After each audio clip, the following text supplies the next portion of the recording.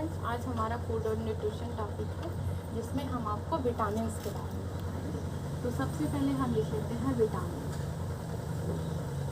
हम आपको बता दें कि विटामिन एक कार्बनिक यौगिक है जो हमारे शरीर में बहुत ही सूक्ष्म मात्रा में पाया जाता है। इसका सबसे पहले तो इसका स्टोर बहुत कम होता है, जो क्योंकि ये दो प्रकार के विटामिन कितने प्रकार के होते हैं? दो प्रकार के, एक तो जल में घुलनशील, एक वसा में घुलनशील। जो जल में घुलनशील होते हैं वो हमारे शरीर में हम भोजन के द्वारा लेते हैं इन्हें और हमारे शरीर से बाहर निकल जाते हैं। जो वसा में घुलनशील है ये हमारे लीवर में जाकर बहुत ही सूक्ष्म मात्रा में स्टोर होते हैं, इसलिए ये हमारे भोजन जो है हमारे शरीर से बाहर निकलते रहते हैं। इसलिए हमारे भोजन में प्रतिदिन इनकी आवश्यकता बहुत ही आवश्यक होती है।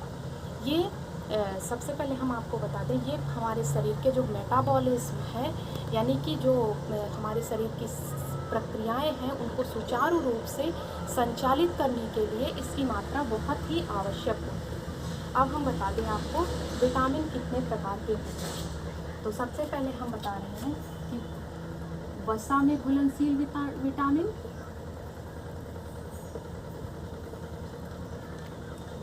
वसा में घुलनशील विटामिन,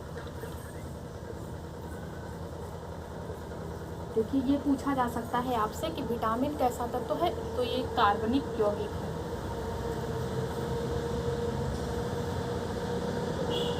दूसरा है जल में घुलनशील।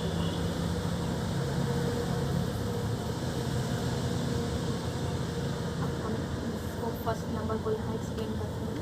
वसा में घुलनशील विटामिन जो होते हैं वो A, D, E, K होते हैं, और जो जल में घुलनशील विटामिन होते हैं वो विटामिन B और C। बी में बी कॉम्प्लेक्स आ जाता है, B1, B2, B3 जितने भी होते हैं वो सारे विटामिन बी के अंदर आ जाते हैं। तो वसा में घुलनशील vitamin A, D, E, K और विटामिन B और C जो होते हैं वो जल में घुलनशील विटामिन होते हैं। तो ये हमारा क्लियर हो गया कि वसा में घुलनशील विटामिन कौन से हैं और जल में घुलनशील विटामिन कौन से। अब हम अपने टॉपिक पर आते हैं। सबसे पहले हम वसा में घुलनशील विटामिन की बात की हमने, तो सबसे पहले हम विटामिन ए की पे चर्चा डाल लेते हैं। विटामिन ए, इसका जो वैज्ञानिक नाम है वो है रेटिनॉल। ये विटामिन ए हम डिस्कस करने जा रहे हैं। इसका वैज्ञानिक नाम रेटिनॉल है। ये विटामिन हमें जंतुओं से ही मिलता है, ये हमें वनस्पति जगत से नहीं मिलता है, रेटिनॉल के फॉर्म में नहीं मिलता है। ये जो जंतु जगत से हमें मिलता है ये हमें मिलता है कैरोटीन के फॉर्म में। कैरोटीन, इस कैरोटीन को हम प्रोविटामिन ए भी कह सकते हैं, यानी विटामिन ए का पहला रूप। विटामिन ए से पूर्व की अवस्था होती है जब ये कैरोटीन हम अपने भोजन के द्वारा शरीर में लेते हैं तो ये जाकर रेटिनॉल में चेंज होता है और ये अपनी क्रियाएं जो है वो सुचारू रूप से संचालित करता है। कुछ रख देते तो ज़्यादा ठीक है। फिर अब हमने बताया कि रेटिनॉल इसका नाम है, ये विटामिन ए का फॉर्म है, ये प्रोविटामिन ए कैरोटीन है। ये हमें वनस्पति जगत से मिलता है और ये हमें जंतु जगत से मिलता है। तो ये हमें मिलता है दूध, घी, मक्खन, ये सब हमें कहाँ से मिलते हैं? जंतुओं से मिलते हैं। तो ये विटामिन ए के फॉर्म में पाए जाते हैं, जैसे cod liver oil, fish oil, cod liver oil, fish oil,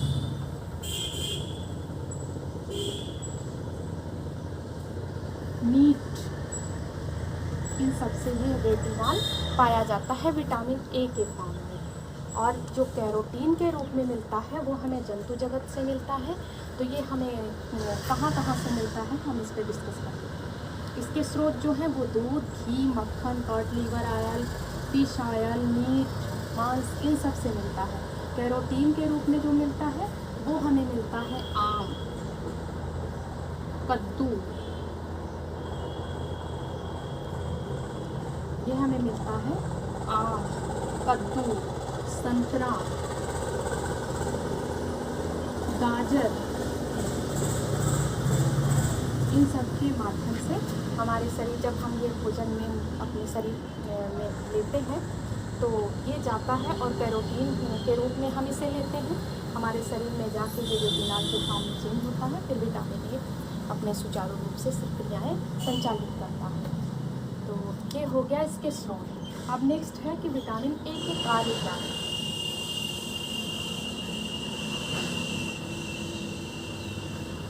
vitamin A के कार्य क्या है? तो ये जो है रोडोप्सिन,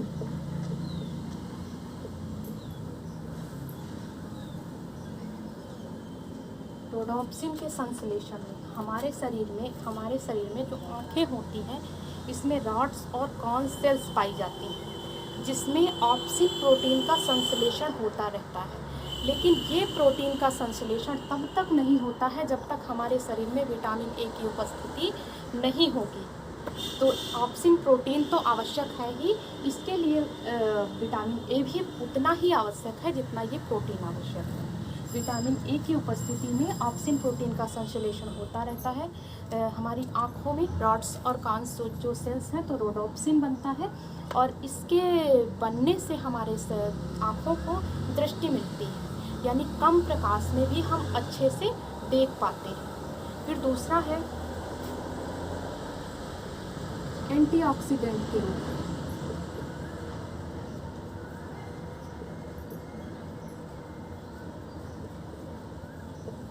एंटीऑक्सीडेंट के रूप में हमारे शरीर में, यानी कि हमारे शरीर में ये रोगों से लड़ने की क्षमता प्रदान करता है।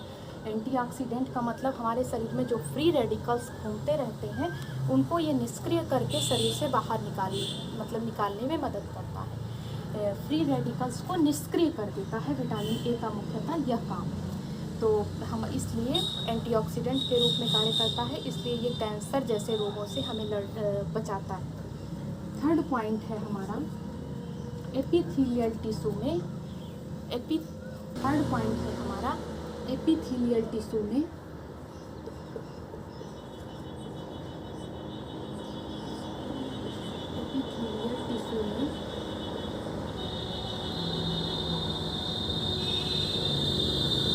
ग्लाइकोप्रोटीन के संश्लेषण में एपिथेलियल टिश्यू जो होते हैं उसमें ग्लाइकोप्रोटीन का निर्माण होता रहता है, उसके लिए विटामिन ए बहुत ही आवश्यक होता है।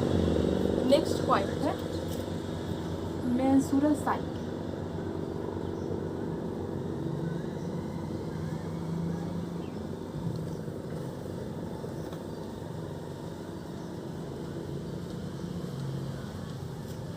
ये मेंस्ट्रुअल साइकिल जो होती है मंथली, इसको ये मेंटेन करता है और वो म्यूकस किस फॉर्म में होता है, वो म्यूकोपॉलीसैकेराइड फॉर्म में होता है।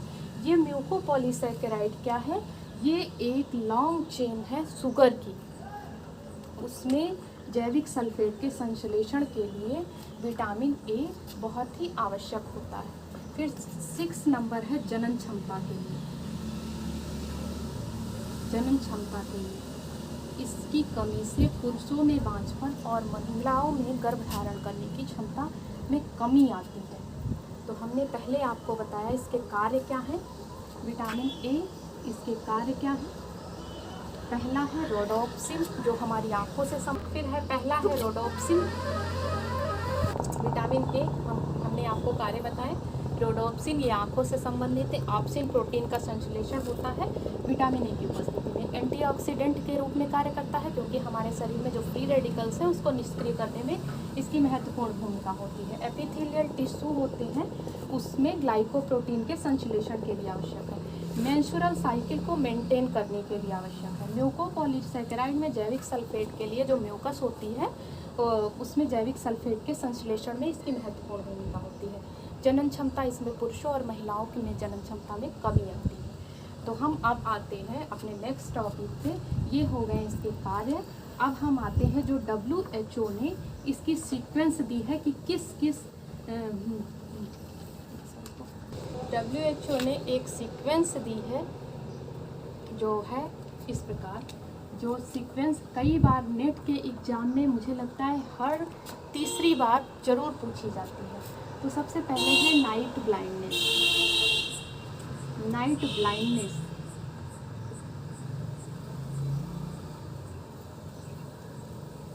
जिसे हम रिप्रेजेंट करते हैं XN के द्वारा, और इसको हम नाइक्टोलोपिया भी बोल सकते हैं। जैसे आपसे PGT या PGT में पूछ लिया जाए कि नाइक्टोलोपिया किसे कहते हैं, नाइक्टोलोपिया, तो हम इसे नाइट ब्लाइंडनेस को ही नाइक्टोलोपिया कहते हैं। ये क्या होता है, इससे हमारे शरीर में कम प्रकाश में जो देखने की क्षमता है वो धीरे धीरे कम होने लगती है। हमने क्या बताया था आपको, रॉड्स और कान सेल्स में ऑप्सिन प्रोटीन के संश्लेषण में जो कमी आती है, ऑप्सिन प्रोटीन का संश्लेषण सही प्रकार से नहीं हो पाता है, तो उसके द्वारा उसमें नाइट ब्लाइंडनेस ये पहला स्टेप है। धीरे धीरे हमारी आंखें वीक होने लगती हैं और लास्ट में एकदम ही खराब हो जाती है। इसलिए हमारे शरीर के लिए विटामिन ए आवश्यक है, लेकिन आँखों के लिए तो ये बहुत ही ज़रूरी है। तो सबसे पहला स्टेप है नाइट ब्लाइंडनेस। दूसरा है कंजक्टाइवल जीरोसिस।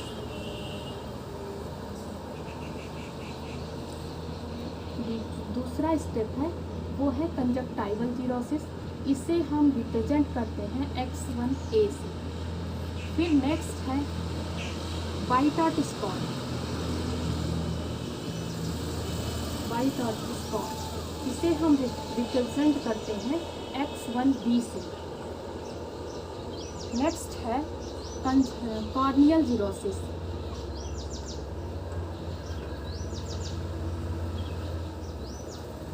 इसे हम रिप्रेजेंट करते हैं X2A। फिर नेक्स्ट है corneal scar less than 1/3। Corneal scar less than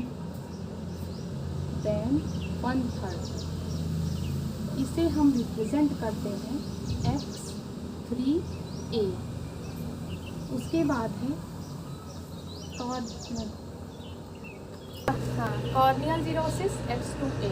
फिर नेक्स्ट है कॉर्नियल अल्सर लेस देन 1/3, को हम रिप्रेजेंट करते हैं X3A। फिर है कंजक्टिवल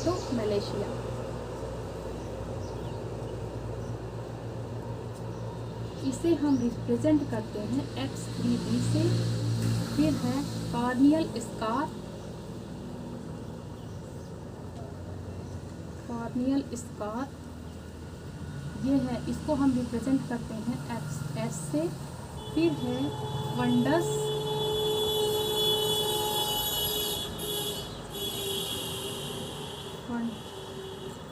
फंडस जीरो पैलेनिकस।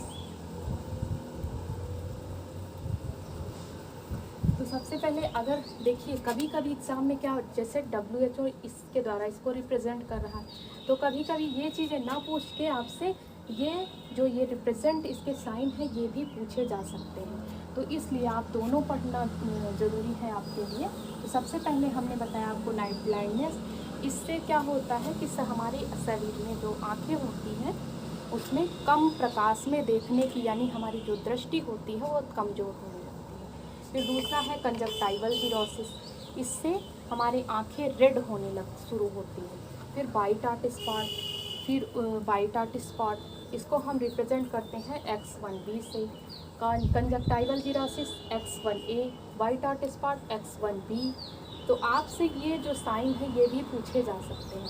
इसमें क्या होता है कि हमारी आँखों में चकत्ते पड़ने लगते हैं।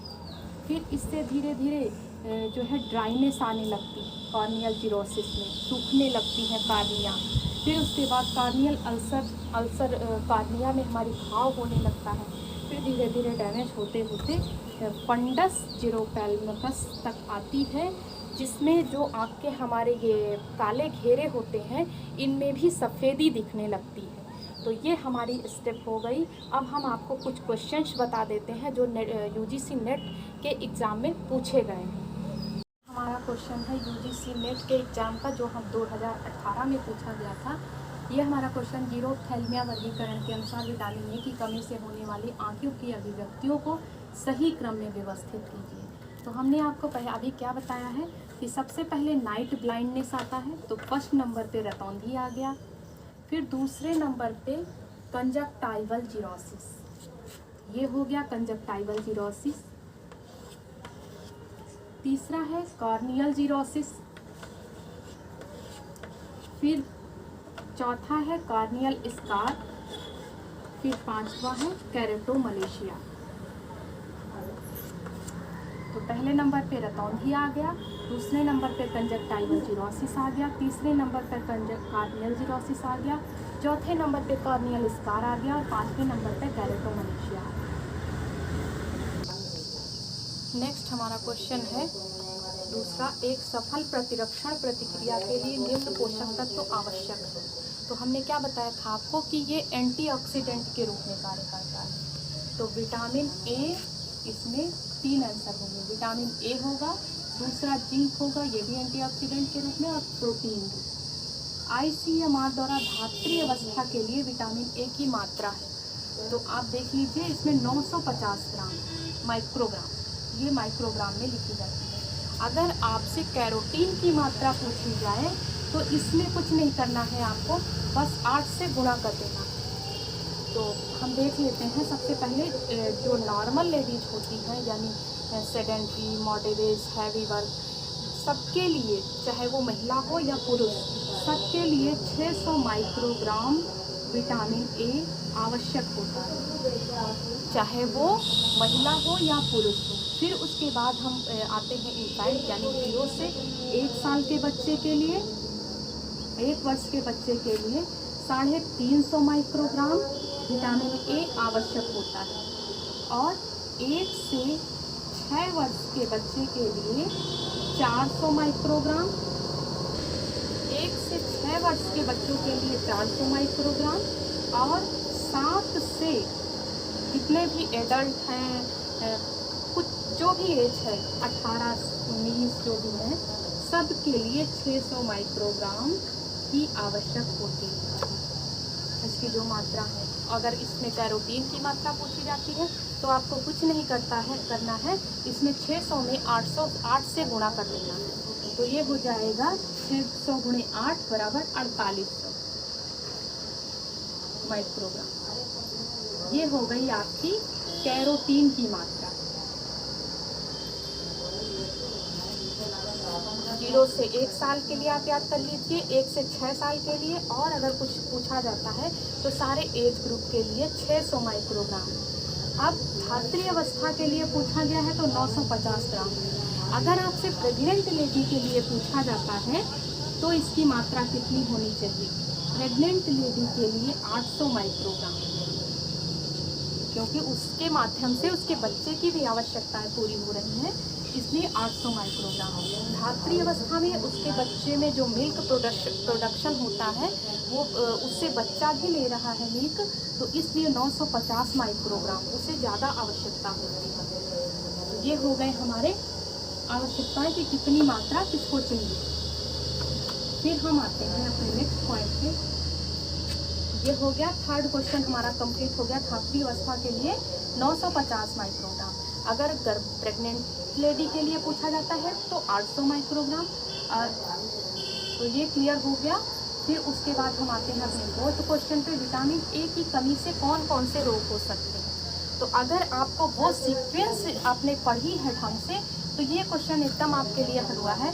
सबसे पहले नाइट ब्लाइंडनेस, रतौंधी, ऑस्टियोपोरोसिस विटामिन ए की कमी से नहीं होता है, क्रिटिनिज्म विटामिन ए की कमी से नहीं होता है, जीरोप्थैल्मिया होता है, केरेटोमलेशिया होता है। तो आपने क्या पढ़ा? रतौंधी होता है, जीरोप्थैल्मिया होता है और केरेटोमलेशिया होता है। क्रिटिनिज्म और रतौंधी विटामिन ए की कमी से नहीं होता है। रतौंधी होता है, जीरोप्थैल्मिया होता है और केराटोमलेशिया होता है, ऑस्टियोपोरोसिस और क्रिटिनिज्म नहीं होता है। ये क्रिटिनिज्म जो है वो आयोडीन की कमी से बच्चों में, जो मंद बुद्धि बच्चे होने लगते हैं, वो आयोडीन की कमी से ये बच्चों में पाए जाने वाली बीमारी है। और ऑस्टियोपोरोसिस जब एक एज के बाद वयस्क महिलाओं में हमारी हड्डियों में हड्डियाँ धीरे धीरे कमज़ोर होने लगती हैं, कैल्शियम फास्फोरस की आवश्यकता अधिक होती है। अगर हम उसको सही मात्रा में नहीं लेते हैं तो उसकी कमी से ऑस्टियोपोरोसिस हो जाने लगता है, जिससे हमारी हड्डियाँ काफ़ी कमज़ोर होने लगती हैं और थोड़ा सा भी धक्का लगे तो वो टूट सकती है। तो ये हमारा पूरा वीडियो हो गया विटामिन ए का कंप्लीट वीडियो। कुछ क्वेश्चंस जो इम्पॉर्टेंट लगे मुझे, मैंने आपको पूरे कंप्लीट करा दिए। Thank you friends.